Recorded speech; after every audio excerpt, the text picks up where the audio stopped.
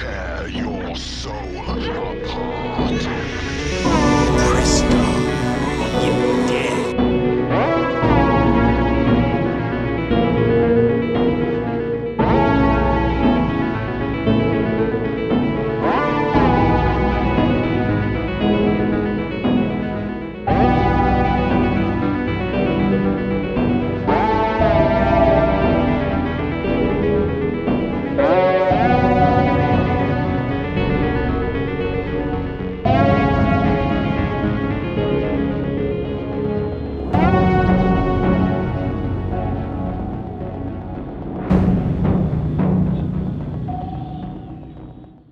Bonjour mes amis, j'espère que vous allez bien. Aujourd'hui, petite vidéo spéciale, voilà, on va pas vous parler de films ou de musique, mais on va vous parler de séries télé des années 70-80, parce que nous, les quarantenaires, nous avons eu beaucoup de chance dans ces années-là. On a eu énormément de séries qui passaient à la télé, donc on va vous faire une petite rétrospective de 5 séries qui a bien marqué notre jeunesse. Hein, mon frère. Ouais. Donc, bien sûr, on en a eu bien d'autres, mais voilà, on a voulu faire une petite sélection des plus grosses séries qui avaient cartonné dans ces années-là. Donc, c'est parti pour la première série.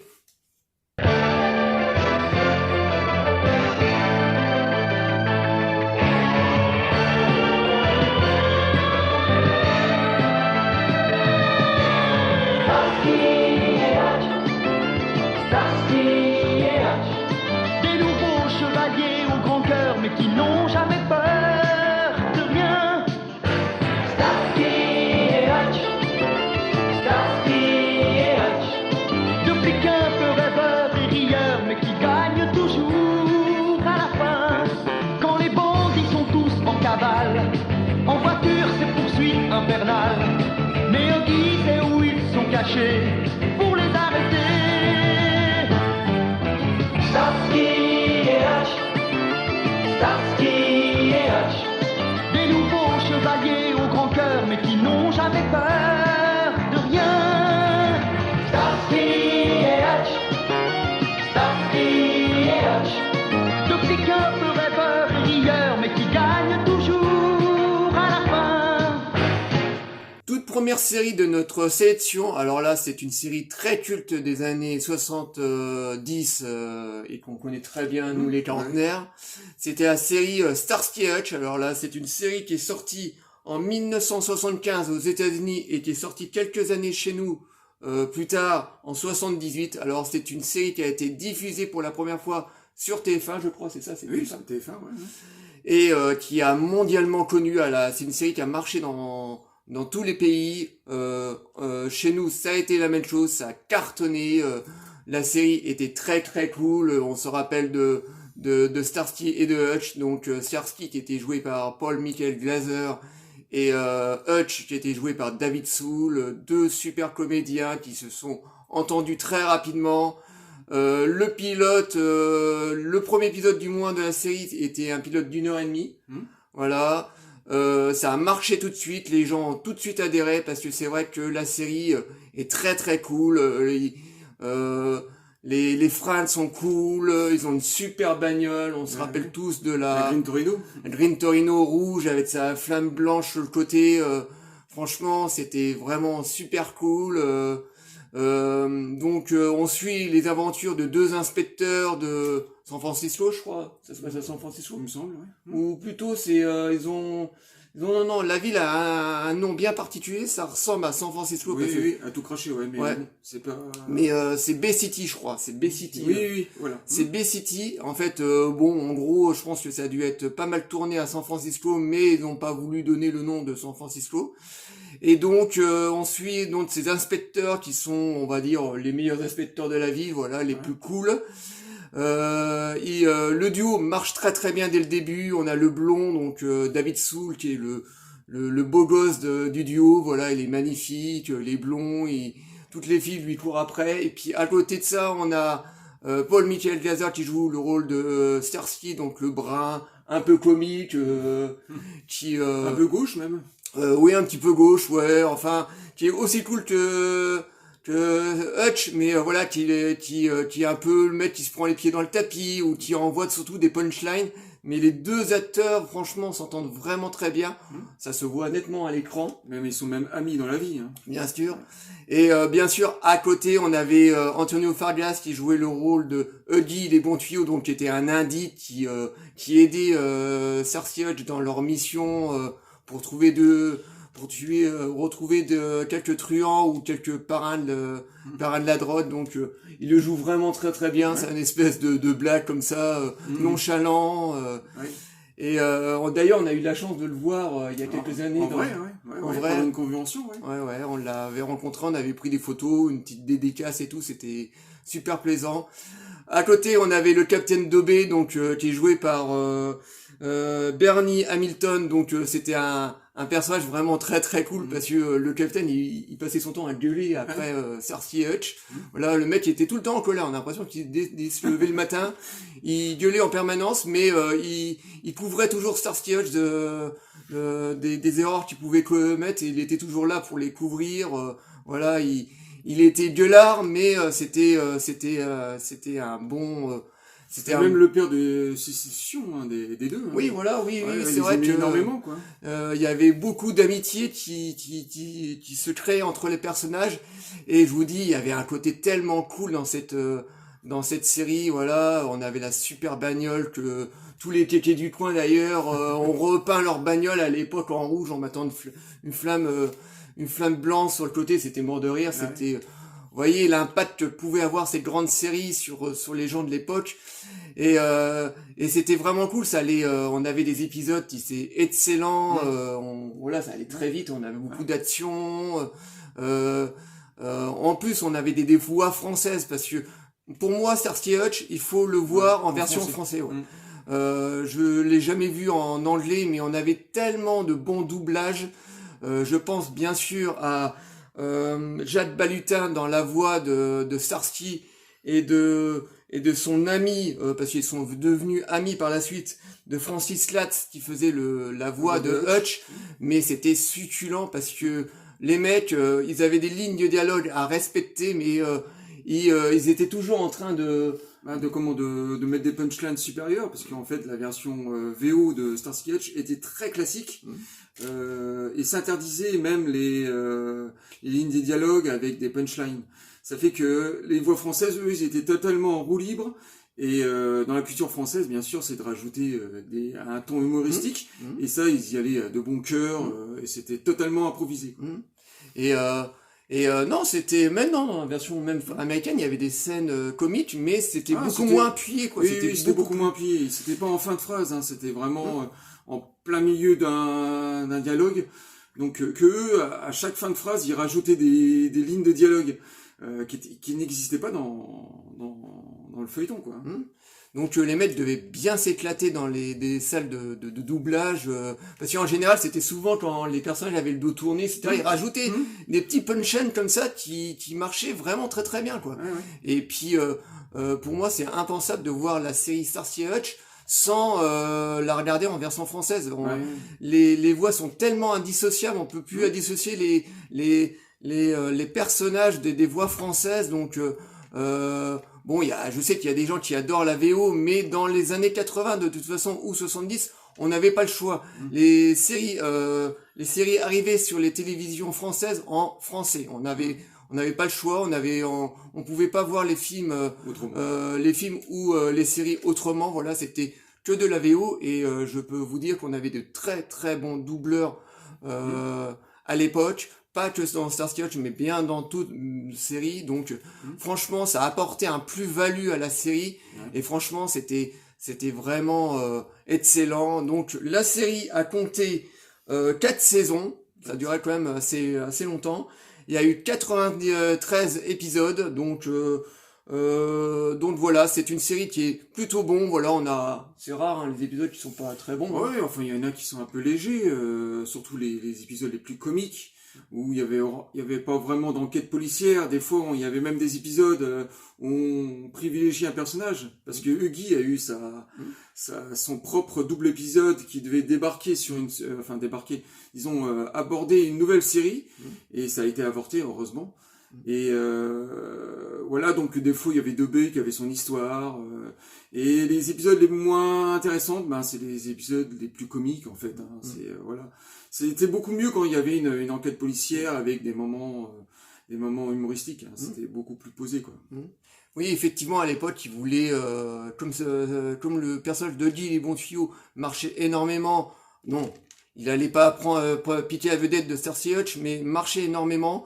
Ils avaient eu l'idée de faire une série sur Huggy les bons tuyaux, donc une espèce de avec un autre personnage faire pareil, faire des enquêtes, mais bon, l'épisode était pas terrible et au dernier moment ils ont décidé d'abandonner donc cette série, donc qui est pas plus mal pour autant. Donc voilà, c'est une série qui a bien marqué. Donc vous avez dû bien comprendre que c'est une série qui a été très importante pour nous deux. Voilà, nous à l'époque on était bien jeunes, mais on adorait Starsky Hutch, on ne ratait jamais un épisode. C'est vraiment une série qui a mondialement connu. Ça, il n'y a pas un pays où la série n'a pas marché.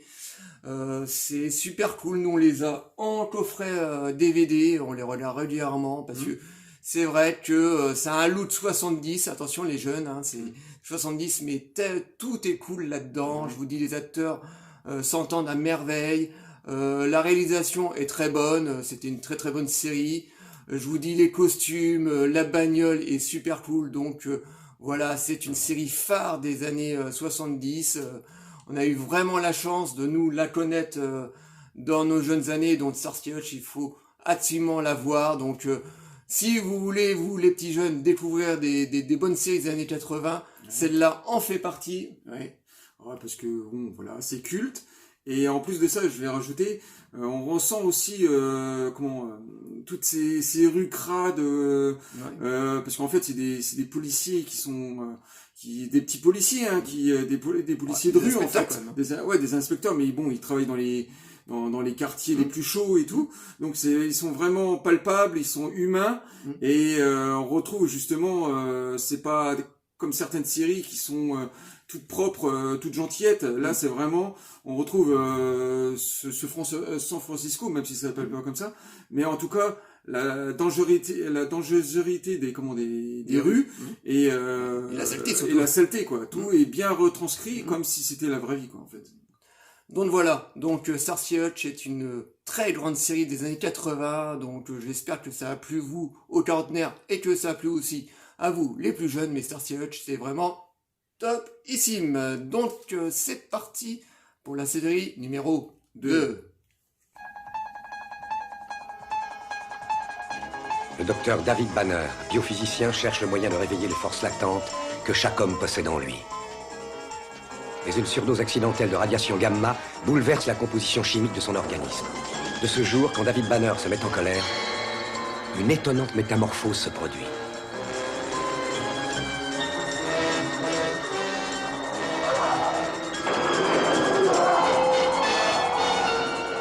C'est un monstre ivre de rage qui est alors traqué sans relâche par un journaliste enquêteur. Monsieur McGee, ne me poussez pas à bout.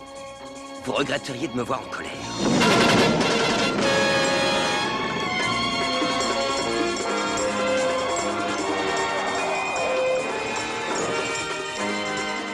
Le monstre est recherché pour un meurtre qu'il n'a pas commis.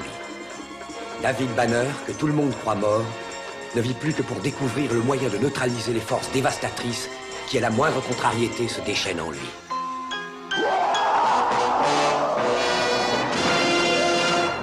La deuxième série qu'on a sélectionnée, alors c'est pareil, c'est une grande série qui a cartonné dans les années 80, c'est l'incroyable Hulk. Voilà, donc c'est une série qui est sortie aux USA en 77 et qui est sortie chez nous en 79, parce qu'il y avait toujours un décalage à l'époque. Hein. Maintenant, on a droit aux séries pratiquement 24 heures ou 48 heures.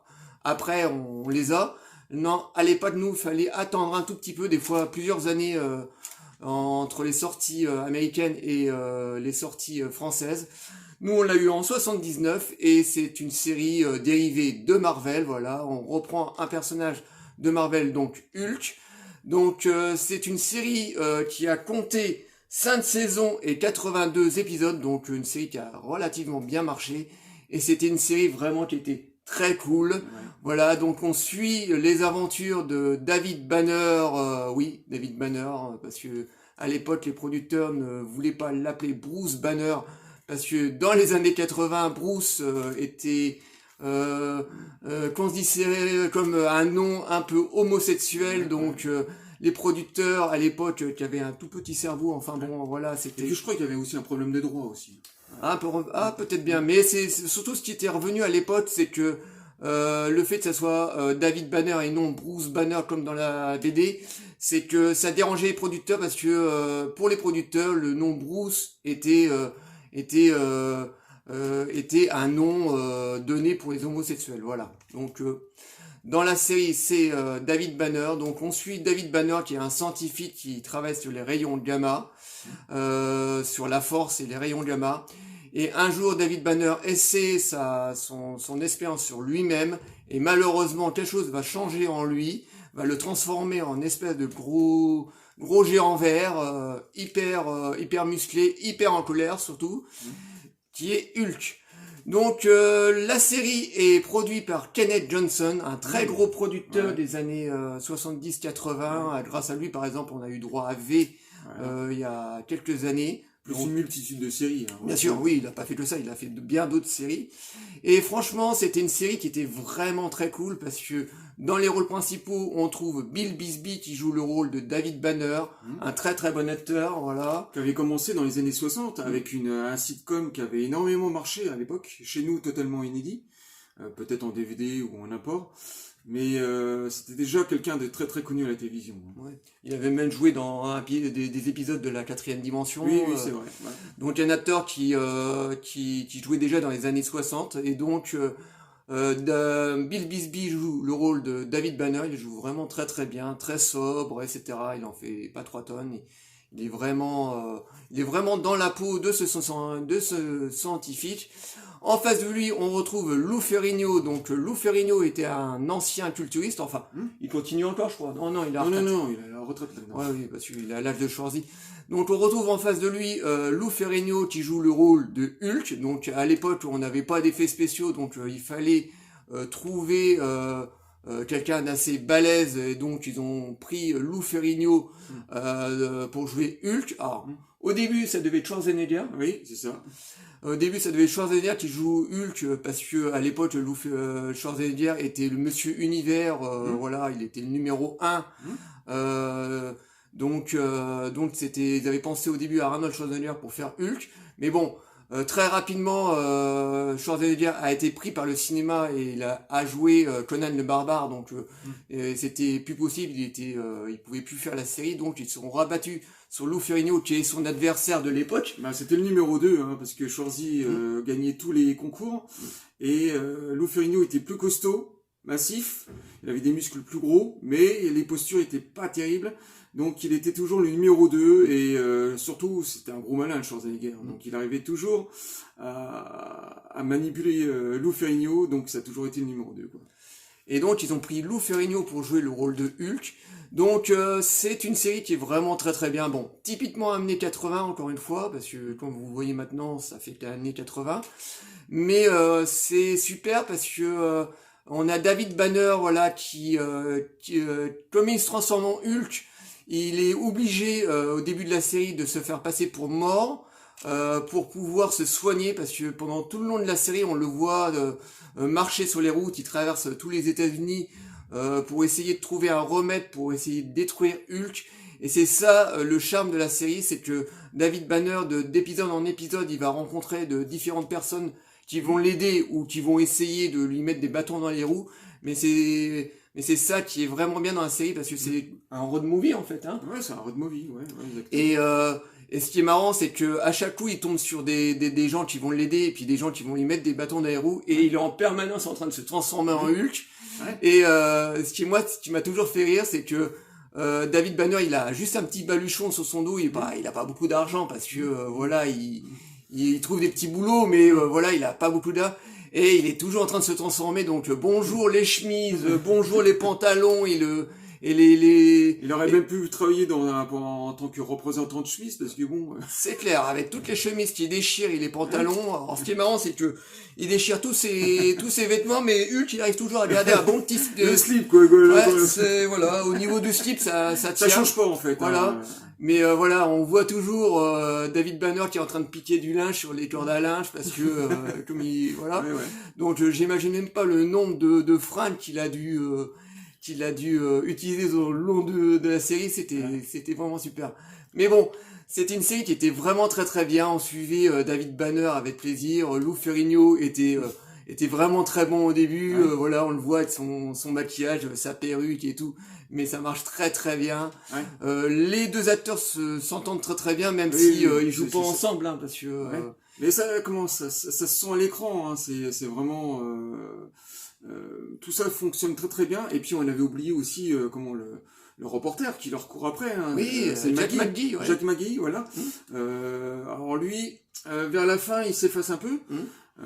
Mais pendant tout, les 3 premières saisons, c'est vraiment excellent parce qu'il court à travers Hulk. Enfin, le mystère David Banner, il y croit pas vraiment, mais il court après la créature. Et ça, on l'avait oublié. C'est vrai que ça, c'est géant. C'est ça. Et donc, on a ce troisième personnage, donc qui est joué par, qui est John Mandy, et c'est vraiment excellent parce qu'on le voit toujours courir. Donc la série a eu donc 5 saisons et 82 épisodes. Et tout à la fin, quand la série s'est terminée, ils ont décidé de réaliser 3 derniers épisodes. Donc en fait, pour être précis, 2 plus le pilote, le pilote de la série, ça fait 3 téléfilms. Oui, mais bon, à la fin des années 80, c'est 3 téléfilms, donc le retour de l'incroyable Hulk, le procès de l'incroyable Hulk et la mort de l'incroyable Hulk qui était un peu pourri, hein. C'est vrai que le dernier, bon, Bill Bisbee malheureusement était malade à ce moment-là, il avait un cancer en phase terminale et donc le personnage, ils ont été obligés de le faire mourir un peu bizarrement parce que c'est vrai qu'elle est un peu pourrite. Oui, c'est vrai. Et même à la fin du 3e téléfilm, vous allez voir, il y a un plan où il est écrasé sur la route, hein, et il est bizarrement très maigre, très affaibli. Et c'était juste avant son cancer. Donc, voilà. Et donc la série se termine un petit peu comme ça sur un téléfilm un petit peu moyen, mais c'était une série qui a marqué les années 80, qui a énormément marché dans le monde et chez nous. Nous, je crois que ça a été passé sur TF1 aussi, je crois. Oh, je sais pas, directos en DVD, hein, je crois. Bah non, à l'époque. À l'époque, oui, la série. Moi, je croyais que tu parlais des téléfilms. Ah ouais, non, je crois que ça a été passé sur TF1. Et donc, c'est une TF1, oui. Ouais.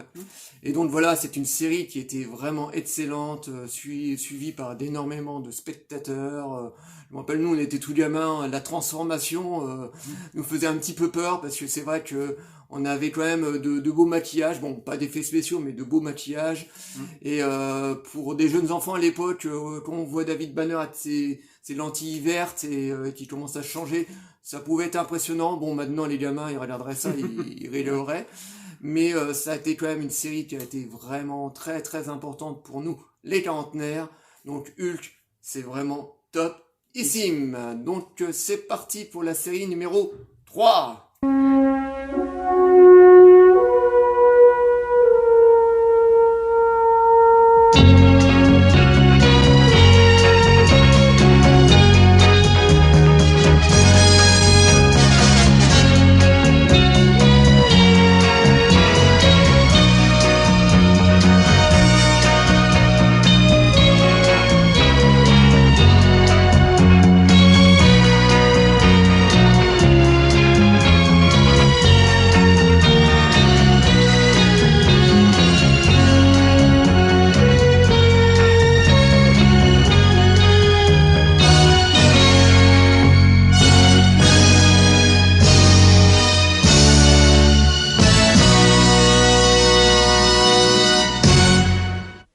Troisième série de notre rétrospective série des années 80. Alors là, c'est une série qui a mondialement connu, c'est peut-être la plus grande série des années 80.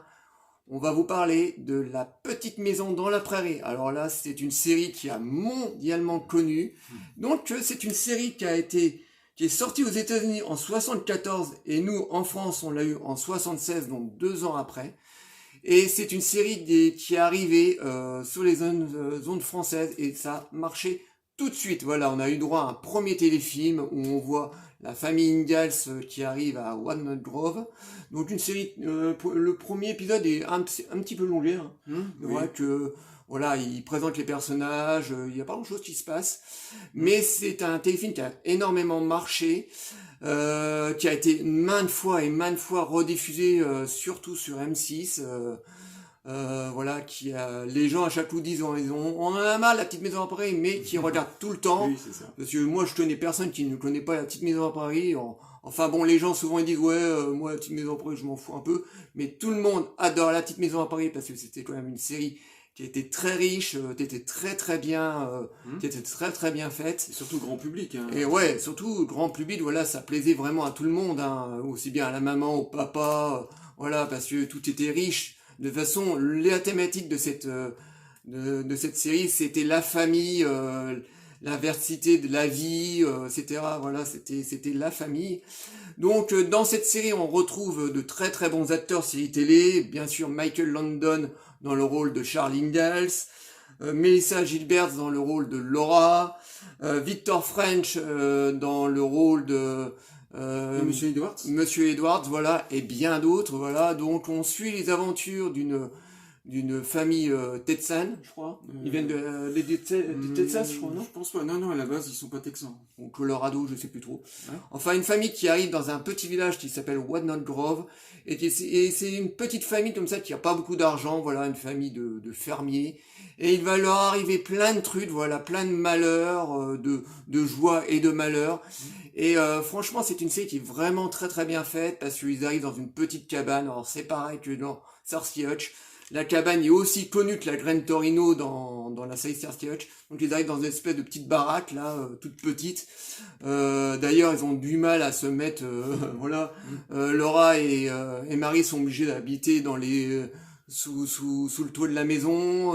Voilà, elle est vraiment toute petite. Et donc il leur arrive énormément de péripéties. La série est vraiment très bon. On a de très bons méchants en face. On a la famille celle qui comment ça s'appelle les je sais plus. Oui, avec comment ça s'appelle enfin bref. On a Nelly, voilà. Nelly, voilà, c'est ça. Nelly qui est la petite méchante. Les voilà. Olsen, les Olsen. La famille Olsen, voilà. Donc on a Nels Olsen qui est gentil comme tout, qui est le père, mais qui est complètement broyé par sa femme, qui est Margaret Olsen, non, voilà, Madame Olsen, oh là, on a du mal.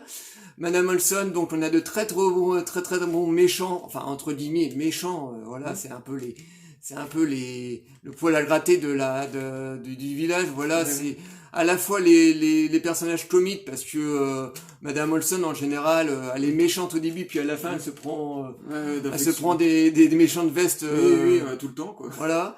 Donc on a de très bons personnages. Donc c'est une série qui est vraiment très bonne, voilà, qui a eu droit à 9 saisons et 205 épisodes. Vous voyez la popularité de la série. Donc on pensait qu'elle allait jamais s'arrêter parce que les gens l'aimaient. Ouais. Donc les 7 premières saisons étaient vraiment très bonnes, mais moi personnellement les 2 dernières, voilà, il y avait plus Michael Landon qui apparaissait, enfin il apparaissait par épisode parce qu'à bout d'un moment la famille quittait Walnut Grove pour s'installer en ville, donc on voyait plus les personnages principaux, donc on avait des nouveaux personnages et on sentait que la série commençait à s'essouffler, donc ils se sont arrêtés à la 9e saison et le dernier épisode qui est vraiment très grave, hein, parce que ils font exposer carrément le village, voilà, parce que le village est racheté par les chemins de fer, voilà, par un gros promoteur.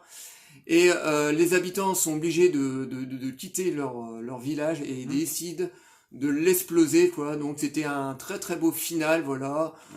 Tout le monde avait la petite larme à l'œil, donc voilà, c'est une série qui est vraiment très bon. On s'attache très rapidement à ces personnages. Et toi, qu'est-ce que tu as à dire? Moi, je vais revenir rapidement sur Michael Landon. Voilà. Qui était un grand producteur, qui a fait plusieurs séries, hein, qui a fait les Routes du Paradis aussi. Une autre série qui était faite après, il y a eu 5 saisons.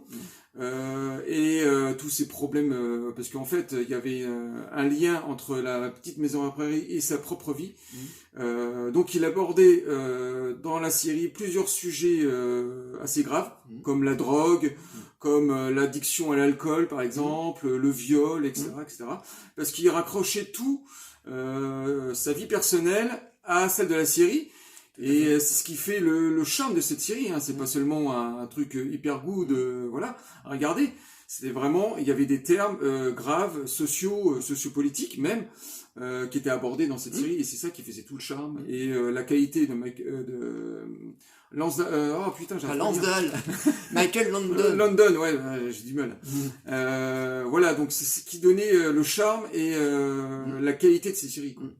Et pendant le tournage, Michael Landon, parce que c'est vrai que Michael Landon a une jeunesse assez compliquée, et c'est vrai que La Petite Maison à Prairie, déjà d'une, lui, il était producteur de la série et a réalisé beaucoup d'épisodes de la série, et c'est vrai que c'est un peu le reflet de la vie idéale que lui aurait voulu, parce que c'est vrai que dans sa jeunesse, c'était pas l'extase. Et pendant le tournage, Michael Landon buvait énormément, était alcoolique, mais il était très professionnel. C'est ce qu'en tout cas disait Melissa Gilbert, l'actrice qui jouait Laura. Il buvait énormément, mais dès que la caméra me disait action, Michael Landon était carré, on ne le voyait absolument pas dans un état second. Il était très très professionnel, très très gentil aussi avec les personnages. Mais malheureusement, il avait un petit problème avec la bouteille.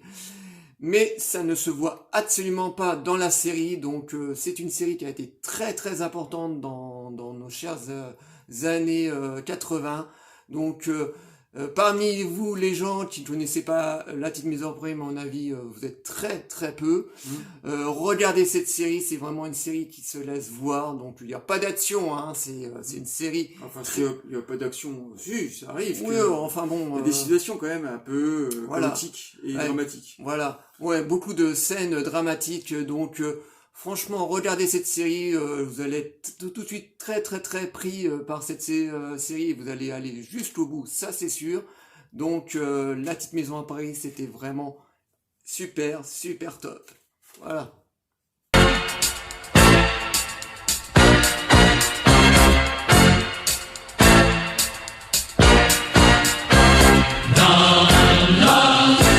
Ton univers impitoyable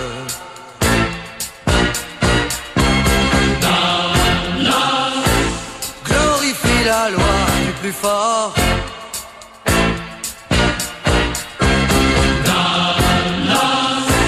Et sous ton soleil implacable,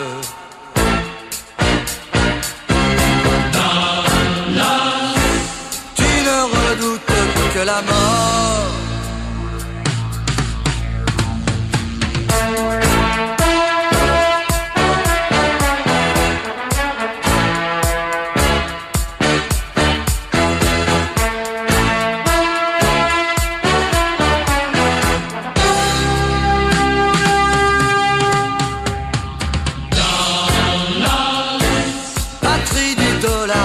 Pétrole.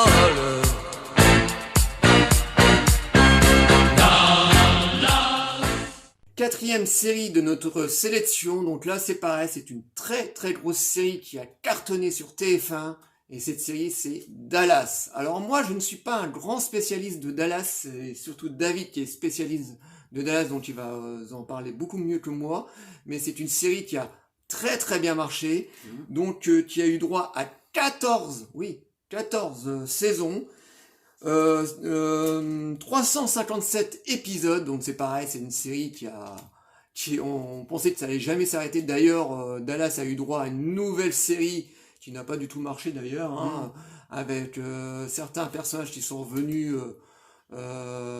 jouer dedans, donc Larry Hagman et Patrick Duffy, mais bon, franchement, c'était pas terrible, il y avait que des nouveaux personnages. Bah, surtout que les nouveaux personnages étaient un peu, trop lisses, peut-être. trop lisses, oui, voilà, et puis le scénario était mal écrit, Tout ça a été retranscrit dans les années 2000 Et ça passait pas. et ça collait pas du tout avec l'état d'esprit même du soap opéra des années 80 et l'état d'esprit de Dallas en fait.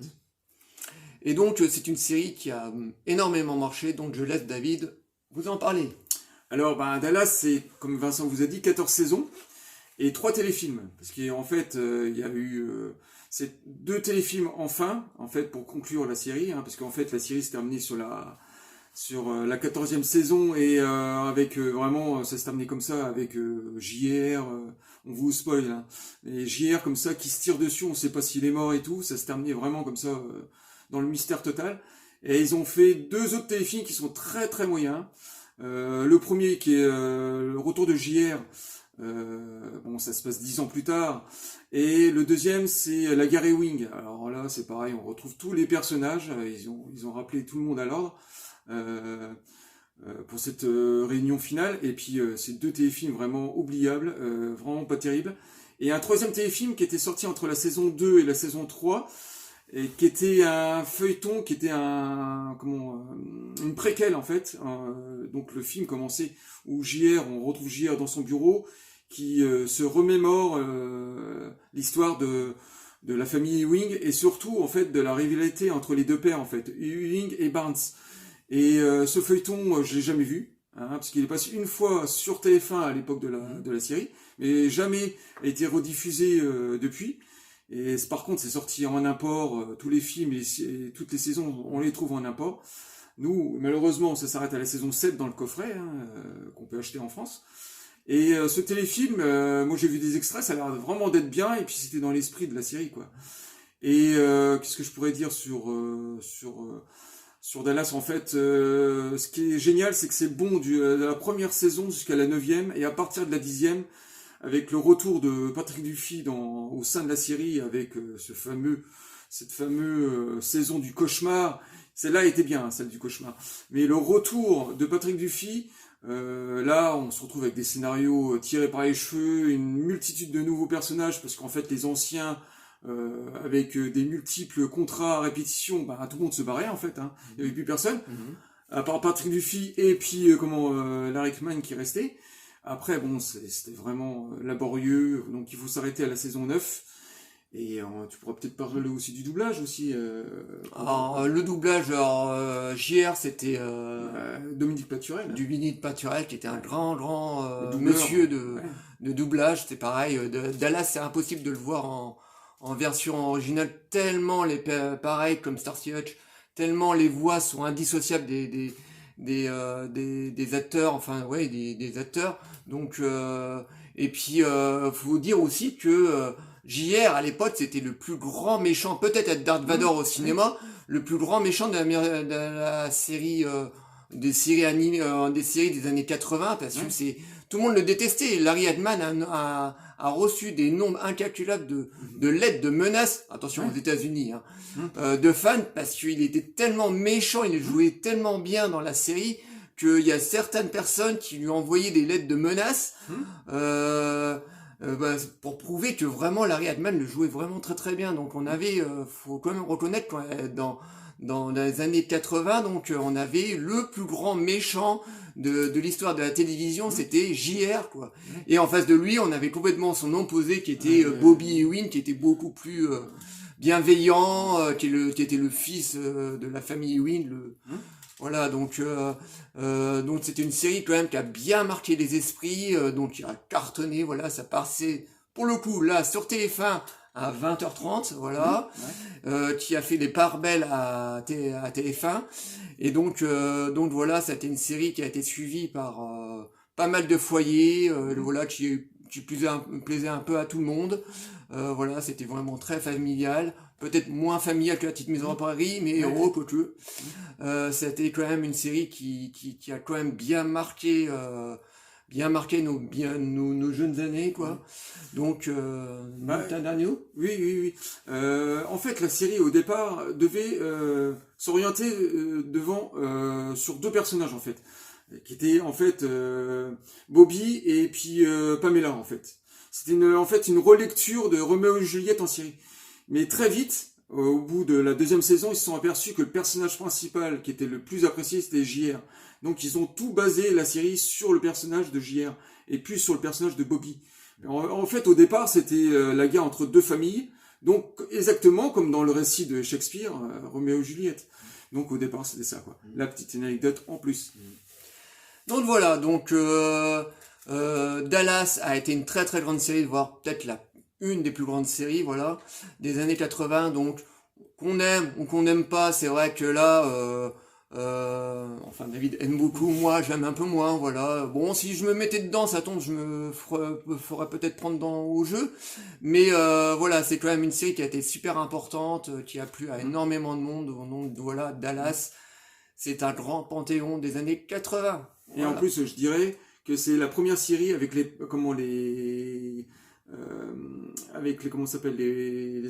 accroches en fait de saison. Ah, les twists. Les twists, voilà, qui a inventé le twist, en fait. Ouais. Oui, c'est vrai. Ouais, c'est vrai.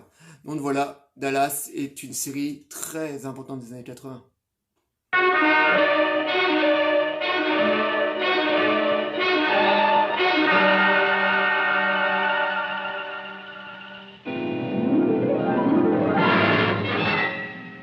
Les Envahisseurs, avec Roy Tinnus dans le rôle de David Vincent.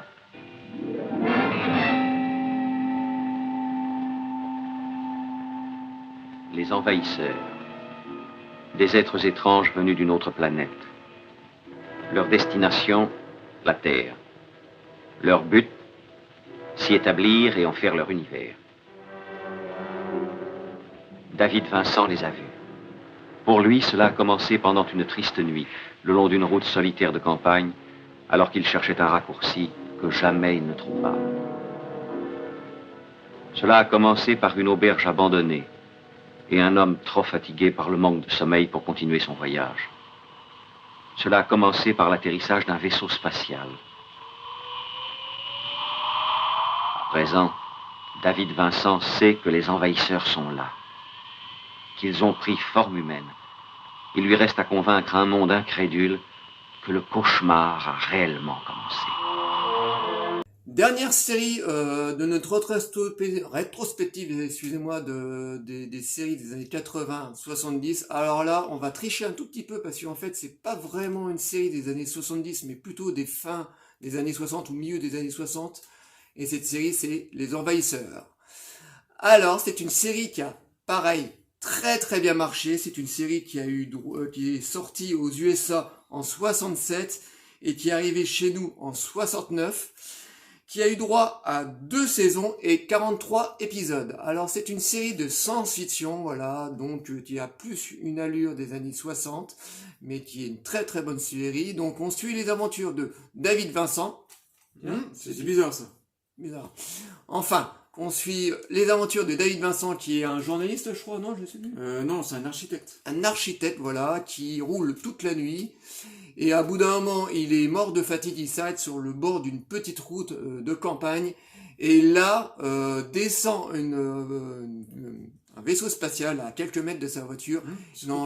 Il n'en croit pas ses yeux, il est persuadé qu'il est encore en train de dormir. Et le lendemain, il fonce chez le shérif du coin et pour dire qu'il a vu un vaisseau spatial atterrir. Bien sûr, personne ne le croit, tout le monde le croit complètement taré.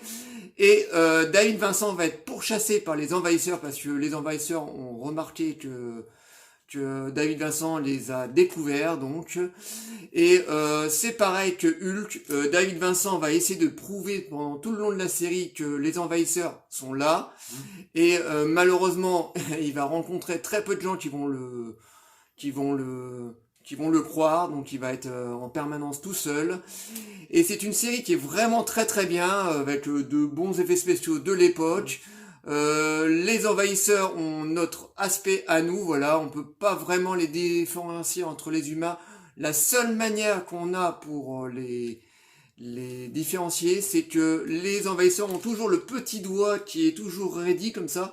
Alors à chaque coup qu'ils font montrer un truc, ils font comme ça. Voilà, donc faut bien regarder dans la série s'ils n'ont pas le petit doigt relevé. Si le personnage a le petit doigt relevé, c'est un envahisseur. Et à chaque coup que David Vincent tuait un envahisseur, l'envahisseur tombait et se désintégrait, donc on voyait le personnage qui devenait complètement rouge, et il y avait une marque au sol, quoi. Donc c'est une série qui est vraiment très très bien. On retrouve dans le rôle principal Roll Tines plutôt. Et franchement, c'est une série qui est vraiment très très bien. Donc je vous dis, c'est pas une série des années 70-80, mais chut, hein, faut pas le dire. Mais voilà, c'est une série qui est vraiment très très bon, voilà, qui est un peu sur le même postulat qui est Hulk. Voilà, on voit un personnage qui bouge de ville en ville comme ça, qui essaie de prouver l'existence de ces envahisseurs qui sont mauvais, qui veulent nous asservir. Donc voilà, pour moi, c'est une très très bonne série. Et toi, qu'est-ce que t'en... Pour moi, c'est une série typique des années 60. Alors, c'est très différent des années 80, je dirais. Parce qu'il y a Punchline, c'est très très premier degré. C'est une série d'espionnage, on peut dire ça. Un road movies aussi, hein, parce qu'il est tout le temps en train de pourchasser les envahisseurs et de prouver leur existence. Donc c'est quand même assez noir. C'est quand même lui, il sourit pas beaucoup, hein, tu vois qu'il est quand même il est vraiment très emmerdé avec ça. Donc c'est tout le contraire des années 80. Il y a moins de couleurs, il y a moins de... c'est pas filmé de la même manière. Voilà, oui, c'est ça. Voilà, c'est typique des années 60. Et ce premier degré qui domine. Ce sera aussi le cas pour une autre série qui ressemblerait beaucoup. C'est le Prisonnier. Hein. Le Prisonnier, c'est pareil. Hein, sauf que c'est l'enfermement. Hein, mais toutes ces séries des années 60, on rigolait pas à l'époque. Hein, c'était vraiment très très sérieux.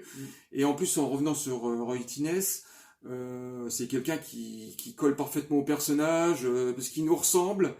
Et en même temps, c'est quelqu'un de la haute. Hein, on a l'impression que c'est quand même quelqu'un qui est très très snob quelque part. Il est toujours avec costard cravate. Voilà quoi. Donc il est proche et en même temps, c'est quelqu'un qu'on peut pas vraiment toucher quoi. C'est quelqu'un qui nous... Voilà. Et on s'identifie quand même à lui. Oui, on s'identifie. D'accord, c'est quand même quelqu'un du peuple, on va dire. Hein, c'est pas. Mais et sur la deuxième saison, par exemple, ça devient un tout petit peu moins intéressant parce qu'en fait, il y a les défenseurs qui apparaissent.